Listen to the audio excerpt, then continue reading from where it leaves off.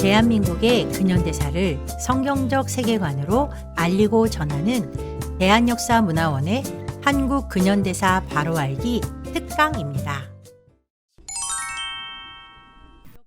청일전쟁이 승리로 끝나게 되죠. 그러면서 아주 놀라운 사건이 하나 일어나게 되는데요. 청나라의 속국일 당시에 영흥문이라는 것이 있었는데요. 이 영흥문은 중국 사신이 들어오면 세자나 어떤 때는 왕이 나아가서 청나라의 사신을 맞이했던 문이었어요. 아주 사대주의의 그런 정수를 보여주는 그런 문이 바로 영흥문이었죠. 그러나 이 청일전쟁에서 일본이 승리하고 난 뒤에 이 영흥문은 허물어지고 그 뒤에 바로 독립문이 세워지게 된 거예요. 지금 서울 서대문에 있는 이 독립문은 일본으로부터 독립을 축하하기 위해서 만든 문이 아니라 청나라로부터 독립을 기념하기 위해서 세워진 문이었다는 걸 저희가 기억했으면 좋겠습니다. 그 당시 세계 정세는 점점 이 조선이라는 나라에 영향을 주게 흘러가고 있었어요. 그 당시에 러시아와 영국은 서로 세력 다툼을 하는 그런 상황이 벌어지고 있었는데요. 약 100여 년 동안 이런 세력 다툼과 전쟁들이 러시아와 영국을 중심으로 계속해서 일어나고 있었죠. 많은 대륙을 차지하고 또 많은 식민지를 가지고 있었던 영국은 러시아의 남하를 어떻게 해서든 막아야 됐었기 때문에 여러 나라와 동맹을 맺으면서 러시아가 해양으로 내려오는 것을 적극적으로 막고 있었어요. 이 과정 중에서 이 두 나라가 대치하면서 일어났던 그런 상황들을 우리는 그레이트 게임이라고 부르고 있는데요. 이 그레이트 게임, 영국과 러시아의 이 그레이트 게임이 사실 이 아시아까지 영향을 미치게 됐다는 걸 우리가 잘 기억을 해야 합니다. 이런 상황 가운데에서 러시아의 남하를 막기 위해서 영국은 일본과 아주 긴밀한 관계를 맺고 있었어요. 조선도 그런 세계 정세를 잘 눈치채고 있었다면 러시아하고 손절을 하고 영국과 손을 잡는 그런 제스처를 취했으면 너무나도 좋았겠지만 그러나 여전히 고종과 민비는 친러적인 성향을 엄청나게 많이 가지고 있었던 거예요. 그런 배경으로 일어난 안타까운 사건이 바로 을미사변이었어요. 조선의 왕비가 일본에 의해서 시해되는 사건이었죠. 물론 이 사건은 일본의 만행이라고 할 수 있습니다. 그러나 이 사건을 자초한 것은 고종과 민비였다는 것도 우리가 분명히 깨달아야겠죠. 조금만 생각이 있고 조금만 더 앞을 내다보는 사람들이었다면 누구와 손을 잡아야 될지를 제대로 알게 됐을 거기 때문에 그런 거죠. 이 사건 이후에 고종은 아관파천을 하게 됩니다. 아관파천이라는 건 말 그대로 러시아로 도망을 친다는 거죠. 그러니까 러시아 땅으로 직접 도망을 가는 것은 아니라 러시아 공사관으로 이제 피신을 하는 것. 그래서 아관파천이라고 이제 이름이 붙여졌는데요. 이 그림을 보면 고종은 러시아 공사관 안에 숨어 있고 많은 조정 신료들과 또 백성들은 왕이 빨리 황궁하기를 간절히 바랬었습니다. 약 1년이 넘는 시간 동안 고종은 러시아 공사관에 틀어박혀서 그 안에서 잔치판을 벌이면서 지냈다고 해요. 사실 이 고종의 도피 행각은 한두 번이 아니었어요. 아주 여러 번에 걸쳐서 이 도피 행각들이 이루어졌는데요. 성공을 한 것은 1896년 2월에 했던 이 아관파천 뿐이었고 나머지는 시행을 못하거나 아니면 그 공사관들로부터 거부를 당하거나 실패하거나 이제 그랬던 상황이었어요. 우리가 이것만 보더라도 한 나라를 지키기 위해서 끝까지 그 자리를 지켜야 될 왕인 고종은 날마다 자기의 안위를 위해서 도망갈 궁리만을 하고 있었던 게 고종이었다는 것을 우리가 알게 되는 거죠. 그러니 그 밑에 백성으로 사는 사람들의 고통이 얼마나 컸을지 우리가 짐작해 볼 수 있습니다. 고종은 이제 나라의 이름을 바꿉니다. 조선이라는 나라에서 대한제국이라는 새 이름을 가지게 됐어요. 근데 중요한 것은 이름만 바꾼다고 그 사람의 생각과 정신이 다 바뀌는 것은 아니라는 거죠. 대한제국도 마찬가지였어요. 이름은 그럴싸하게 제국이라는 이름을 가지고 이름을 바꾸었죠. 모토가 뭐였냐면 근대 제도와 상공업 진흥 정책으로 부강한 나라를 만들어 보자였어요. 이것은 정말 훌륭한 생각이라고 생각되지만 그러나 이것들은 실질적으로 이루어지지는 못했죠. 문제는 바로 이거였습니다. 왕실과 국가의 권위를 바로 세우고 자주적인 나라를 이룩한다. 왕실의 권위가 먼저였던 거예요. 물론 나라도 중요하지만 내가 다스리는 이 왕권이 정말로 중요해. 그러니까 이 마음을 버리지 못했기 때문에 대한제국이라는 나라가 온전히 발전을 하지 못하고 몇 년 이어지지도 못해서 일본에게 나라를 빼앗기게 되는 치욕을 맞이하게 될 수밖에 없었던 거죠.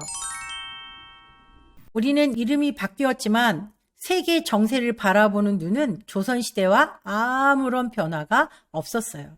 그 과정 가운데에서 일어난 전쟁이 바로 러일 전쟁이었죠.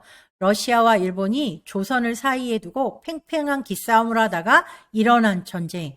그 전쟁의 피해는 고스란히 조선 백성들의 몫이었다는 걸 우린 알아야겠죠. 러일 전쟁이 발발하고 일본은 우리의 안전을 보장해준다는 이유로, 지켜준다는 이유로 궁궐 한복판에다가 일본의 군사 기지를 내어달라고 요청을 하게 되죠.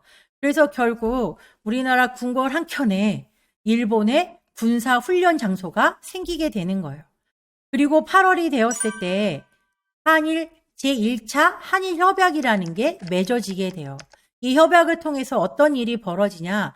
대한제국 정부의 재정, 돈 문제, 또 외교 문제에 대해서 일본 사람이 와서 고문 역할을 해준다는 거예요. 말도 안 되는 이야기가 지금 이 상황 가운데에서 벌어지고 있죠. 그런데 드라마 같은 데서 보면 이것들이 어쩔 수 없는 강압에 의해서 이렇게 됐다라고 드라마들은 이야기해주고 있는데요. 실제는 달랐어요. 한일 의정서 체결 전에 1904년 2월 17일 창덕궁 후원에 일본군 12사단에게 왕이 직접 이 창덕궁 후원을 내주게 됐거든요. 근데 그 배경을 이렇게 알아보니까 어떤 배경이 있었나 나중에 이제 알게 된 거예요. 한일 의정서 체결 후 3월 20일에 일본 특사 이토 히로부미가 고종을 만났는데 왜 만났는지 이제 그 이야기가 영국 외무성 문서 보존소에 이렇게 기록이 되어 있습니다. 이토 히로부미와 고종이 아련하는 장소에서는 어떤 특정한 문서는 만들어지지 않았어요. 그러나 그 장소에 참여했던 민영환이라고 하는 한 대신이 그 모든 진상을 영국 공사에게 설명하고 그 내용을 전달해 주었기 때문에 그 영국 공사관에서는 이 내용들을 잘 기록해서 문서 보관소에 여태까지도 보관을 하고 있다는 거죠. 이 문서에 따르면 이토 후작은 메이지 천황 국서를 조선 외부에 사본을 남기지 않고 직접 황대에게 전달했다. 그래서 내용은 알 수 없다. 그런데 민영환이 그날 면담 내용을 이렇게 전했다라고 하면서 그날의 내용이 이렇게 기록되어 있는 거예요. 이토 대사는 황제에게 천황의 선물이라며 30만 엔을 줬다. 그리고 경부선 철도에 고종이 가진 지분을 보장하고 향후 경의선 지분 또한 보장한다고 확약했다. 이토 후작은 같은 방식으로 50만 엔을 궁중 참석자에게 나눠주고 이번 방문 관계자들에게도 귀중품을 선물했다라고 말하고 있어요. 자, 여기서 말하는 30만 엔, 이것은 지금으로 말하면 약 400억의 가치가 있는 돈이죠. 이미 을사늑약 전부터 고종은 돈을 받고 나라를 팔아먹은 자였다는 걸 우리가 분명히 알아야 되는 거죠. 그리고 러일 전쟁이 끝나고 나서 드디어 을사늑약이 체결되게 되는데요. 러일 전쟁에서 승리한 일본이 외교권을 빼앗아 가게 되는 아주 우리로서는 정말 수치스러운 조약이 이제 맺어지게 된 거죠. 그런데 문제는 뭐였었냐? 이 을사늑약에는 고종이 돈을 받아챙긴 정황이 있다는 거예요. 고종이 2만 원의 나라를 팔아 넘겼다는 걸 우리가 분명히 기억해야 되는 거죠. 우리는 이완용이 나라를 팔아먹었다고 생각을 하잖아요. 근데 그렇지 않았다는 거죠. 을사조약 6일 전에 일본으로부터 돈을 받은 고종 황제라고 여기에 기록이 되어 있죠. 주한 일본 공사였던 하야시 곤스케가 을사조약 전에 대한제국 황제와 대신들에게 지급한 비밀 기록이 일본 공사관 기록에 남아 있는 거예요. 어떻게 되어 있냐?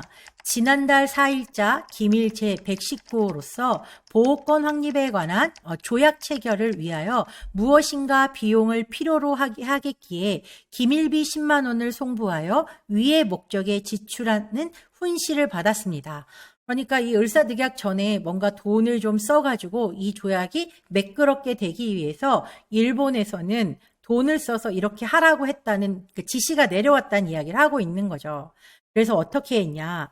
신협약 체결 전에 있어서는 당장 이토 대사 내한의 즈음에 궁중 내탕금이 궁핍한 상태라는 것을 탐지했기 때문에 대사 접대용 비용에 충당하는 명의 아래 2만 원을 심상훈을 거쳐 황제의 수중에 납입시키고 라고 되어 있어요. 이미 을사조약 6일 전에 이런 일들이 벌어졌다는 거예요. 고종이 2만 원을 받았다는 이야기가 여기 나오는 거죠. 그 2만 원과 지금의 2만 원은 아주 큰 차이가 있습니다. 그리고 그 신하들에게도 왕을 보좌했던 신하들에게도 돈을 주었다. 여기에 보면 이완용 이름도 나오죠. 그러니까 그런 사람에게도 다 돈을 나누어 주었다라고 말하고 있어요. 결국 고종은 자기가 돈이 필요했기 때문에 나라를 팔아먹은 거예요. 이완용에 의해서 나라가 팔린 게 아니라 고종의 지시가 없이는 절대로 나라가 팔릴 수 없다는 것을 우리가 알아야 되는 거죠. 이날의 이런 상황들을 영국 부영사였던 윌라드는 이렇게 기록하고 있어요. 새벽 2시에 잔디밭에서 중면정 쪽을 바라보니 건물 주변뿐만 아니라 그 베란다까지 일본 사람들이 가득했다. 프랑스 공사관 통로까지도 사람들이 많았다. 여차하면 고종 황제가 도망갈까 해서 지키고 있는 것 같았다라고 말하면서, 그런데 이제 고종에 대한 이야기를 하죠. 이곳 상황은 참 놀랍다. 왕관을 쓴 자들 가운데 최악으로 비겁하고 최악급인 황제는 궁전 속에 움츠리고 자기가 저지른 잘못으로 타인을 고통스럽게 만들었다. 황제는 외부 대신에게 조약에 서명하라고 지시하고서는 자기가 지시하지 않았다고 말하라고 또 지시했다. 그러니까 이완용한테 너 가서 서명하고 와 라고 말을 한 거예요. 그러면서 뭐라고 하냐면 내가 하라고 했다고는 절대로 말하지 마. 너 혼자 한 거야? 라고 말하고 했다는 거예요. 정말 대단한 존재죠. 한규설이라는 대신은 회담장에서 쫓겨나는 일도 있었어요. 왜냐하면 고종한테 달려가서 이렇게 말했기 때문이에요. 제발 왕이시여 대신들로 하여금 나라를 배신하지 말게 하옵소서 라고 말한 거예요. 이렇게 하고 나서 3년형을 언도받았다고 하죠. 윌라드는 정말 마무리를 하면서 이런 이야기를 해요.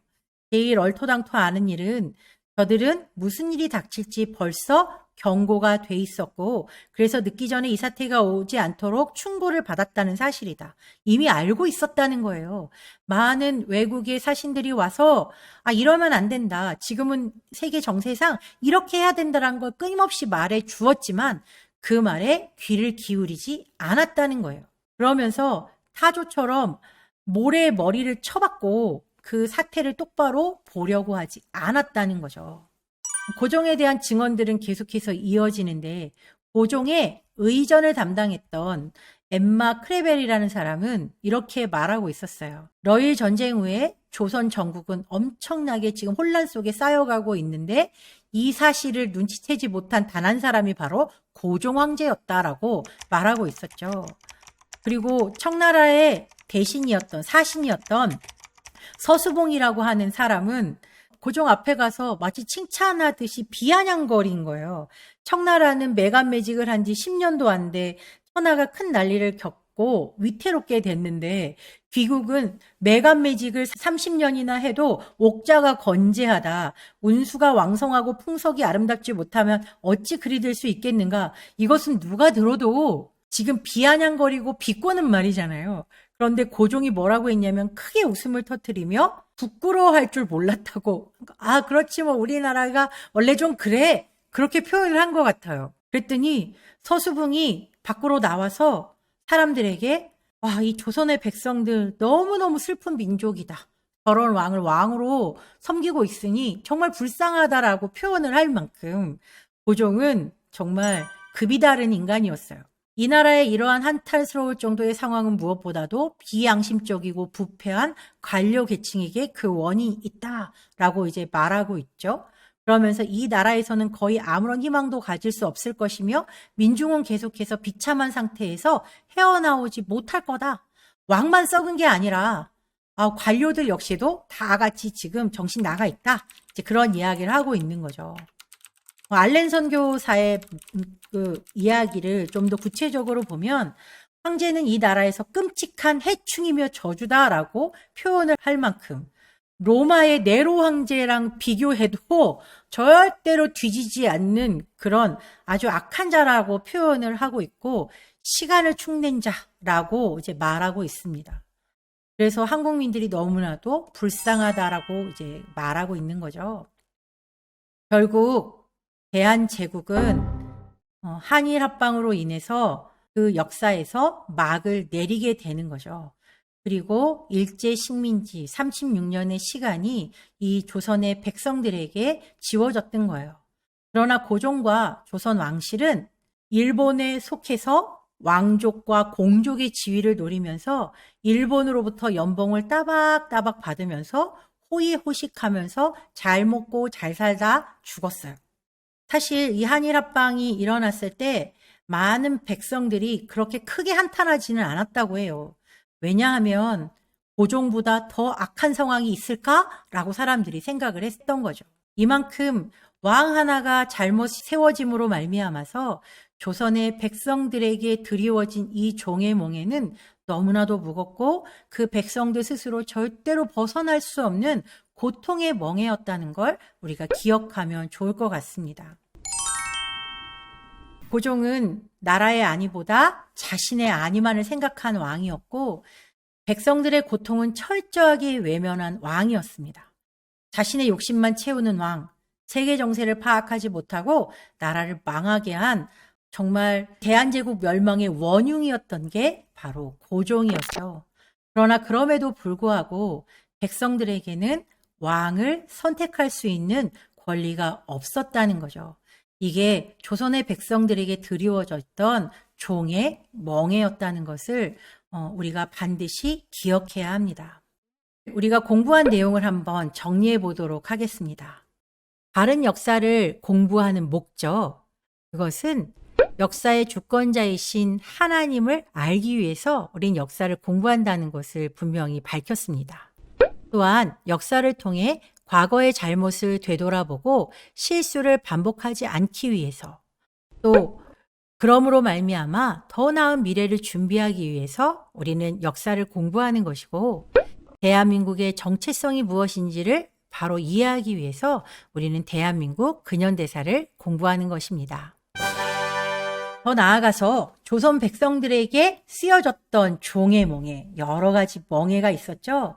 그 중에서 오늘 우리가 공부한 것은 왕정 제도였어요. 그런데 지금 대한민국 국민이 누리고 있는 특권은 무엇일까요? 바로 국민 주권이라는 것이죠. 조선시대까지만 해도 없던 이 놀라운 국민 주권이 오늘 우리에게 선물로 다가온 것은 대한민국이라는 나라가 자유민주공화국이라는 정체성을 가지고 있기 때문이라는 것. 우리가 그것에 감사하면서 조선과 이 대한민국의 역사를 비교해 가면서 오늘 우리가 누리고 있는 자유의 소중한 가치에 대해서 감사하기를 간절히 소망합니다. 오늘의 공부는 여기서 마치겠습니다.